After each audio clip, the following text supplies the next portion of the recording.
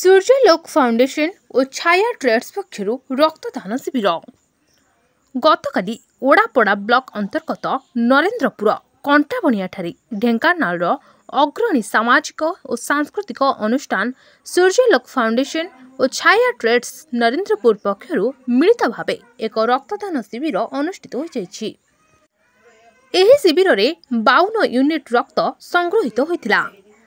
कंटाबणिया थाना अधिकारी सविता पात्र मुख्य अतिथि भावे योगदान करी एही शिविर को उद्घाटन करथिले। सम्मानित अतिथि भावे कुसुपंगा सरपंच नमिता नायक और टाटा स्टील फाउंडेशन सौभाग्य दास प्रमुख उपस्थित रही रक्तदाता मानकु उत्साहित करने सह आयोजक मानकु प्रशंसा करथिले।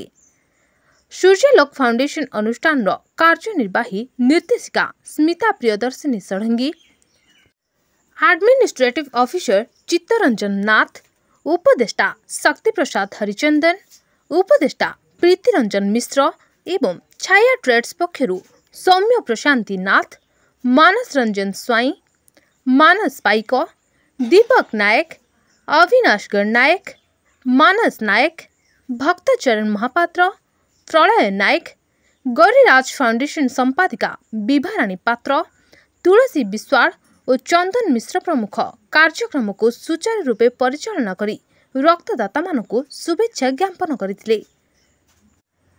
ढेंकानाल रक्त केन्द्र पक्षरु लैबोरेटरी टेक्नीशियन परमानंद पंडा, अजय स्वाई, वरुण साहू और तपन कुमार जेना प्रमुख उपस्थित रही रक्तदातांक ठारू रक्त संग्रह करथिले। ढेंकानालु दीपक मिश्रଙ୍କ रिपोर्ट संभव टीवी ओडिया।